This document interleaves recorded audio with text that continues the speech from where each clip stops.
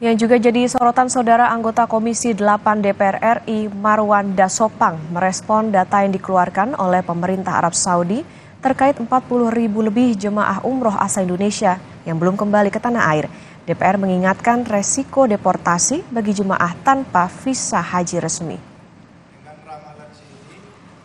Dari data jemaah umroh Indonesia yang belum kembali ke tanah air, DPR menduga mereka akan melanjutkan ibadah haji, namun tidak mengikuti jalur resmi. Menurut Marwan Dasopang, tindakan ini berisiko. Jemaah tak bisa menjalani wukuf di Arafah dan rangkaian ibadah haji, mengingat Kerajaan Arab Saudi sudah memperketat aturan masuk ke tanah suci. Untuk itu, DPR meminta petugas penyelenggara haji untuk menyisir jemaah dengan visa ziarah. Pemerintah Saudi ke Dubes ada 40.000 jamaah yang belum pulang sampai di pelaksanaan ibadah haji. Diduga 40.000 ini akan memanfaatkan tinggal di sana untuk melaksanakan ibadah haji.